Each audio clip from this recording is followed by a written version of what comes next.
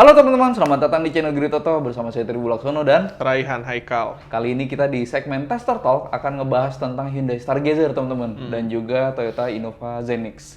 Jadi itu dua mobil yang lumayan panas ya Han ya. Iya, panas banget malah. Di Indonesia banyak dibicarakan di awal kemunculannya dan sekarang kita pengen share kira-kira perkembangannya seperti apa menghadapi pasar di Indonesia. Ini ulasannya.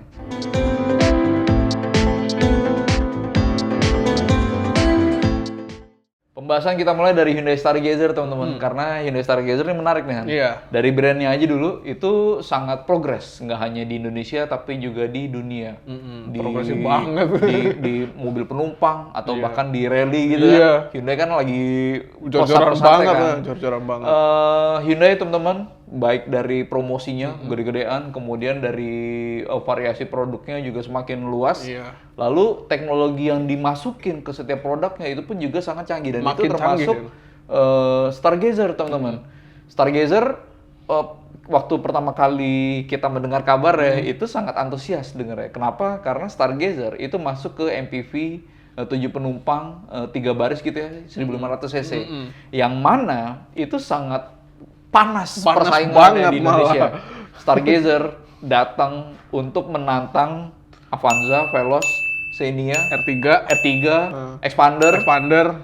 Jadi kita ngelihatnya bahwa wah ini berani banget nih. Tapi dengan segenap kemajuan yang dicanangkan dan sudah dilakukan oleh Hyundai, kita ngelihat oh ini bisa juga kan. Bisa Nah, banget. tinggal soal penjualannya teman-teman. Karena ini membuktikan seberapa besar dia diserap pasar, diterima oleh masyarakat.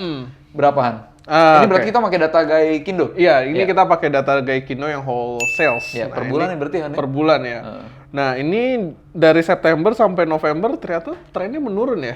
Oke. Nah, di bulan September dia sempat top 10, 2.839 unit. Di Oktober itu 1.484 unit, masih Sebentar, dari 2.800 ke 1.400-an? Iya, Oke. dari situ.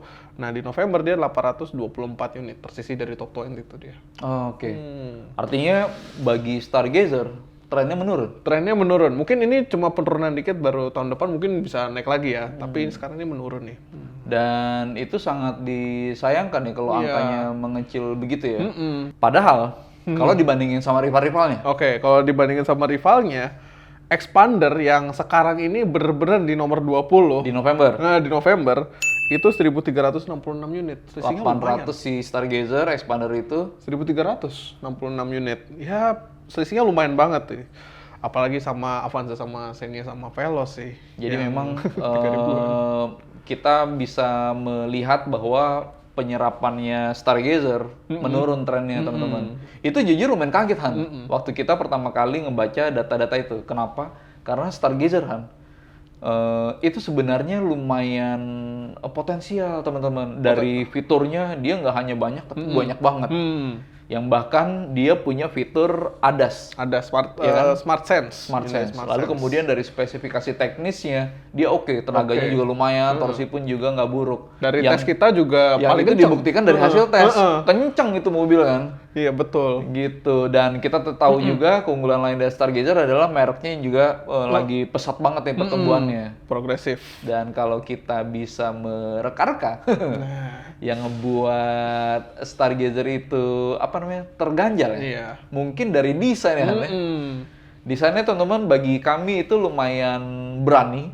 Jadi itu meninggalkan pilihan bagi konsumen yang antara yang suka banget atau jadi nggak suka banget karena terlalu berani menurut kami gitu. Nah itu jujur subjektif dari kita di sini. Kita, ya. Tapi kita pengen tahu dong kalau menurut teman-teman apa yang membuat Stargazer itu penyerapannya jadi berkurang atau menurun ya semakin hari ya.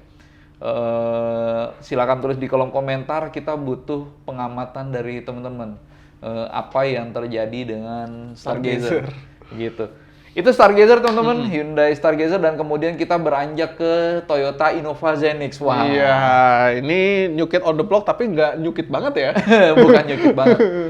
Iya benar, Innova Zenix adalah mobil yang lumayan unik karena historinya panjang. Dia membawa dua nama besar. Pertama adalah Toyota. Kita tahu Toyota sangat masif di dunia, udah lama banget.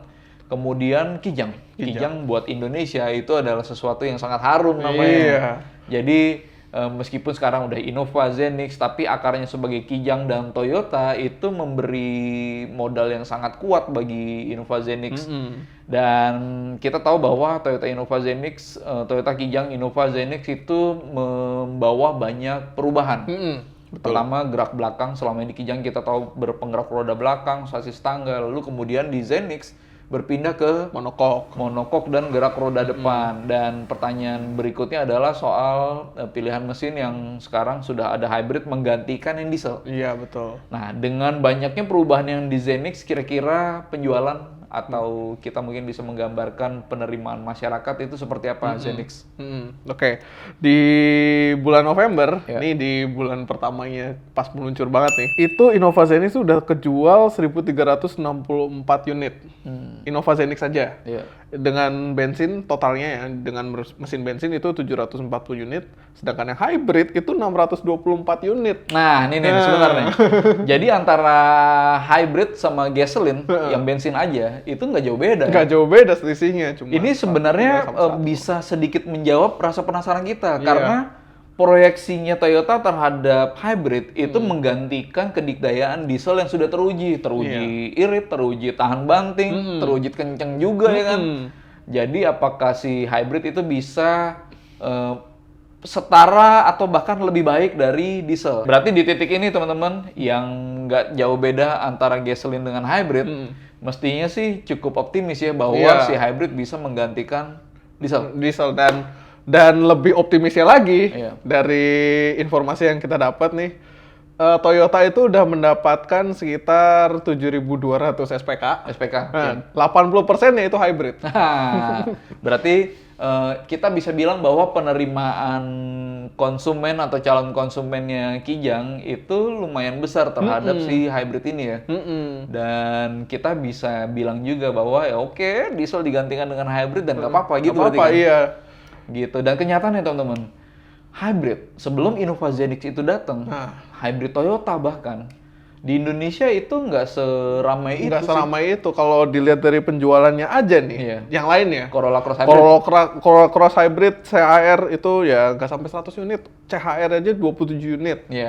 Corolla Cross itu 64 unit. Altis 14 unit. Camry Hybrid itu 28 unit. Padahal kita tahu bahwa hybrid Toyota itu udah lumayan panjang pembuktiannya. Dia dimulai dari Prius kan. Artinya secara sistem, secara soliditas gitu ya, dan secara produk udah oke nih. Tapi di Corolla Cross, di CHR, di Camry gitu-gitu ya penerimaannya biasa aja. Sampai kemudian Innova Zenix datang, masyarakat jadi mulai terbuka bahwa hybrid adalah sesuatu yang oke-oke juga ya, gitu. Tapi gitu teman-teman, kita tetap pengen melakukan pembuktian secara lebih lengkap terhadap Innova Zenix, bukan soal penerimaan di pasar aja. Kita pengen tahu apakah Zenix setangguh itu, terutama misalnya soal nanjak-menanjak gitu kan. Nanjak-menanjak kemudian soal kehematan bahan bakar, lalu soal performa akselerasinya akan segesit apa, gitu. Karena itu dia butuh mobil yang sangat bagus untuk menggantikan mobil bagus sebelumnya kan, gitu kan. Gitu. Mungkin itu teman-teman berita dari kami terkait Stargazer dan Zenix. Terima kasih sudah menonton dan sampai ketemu di video berikutnya.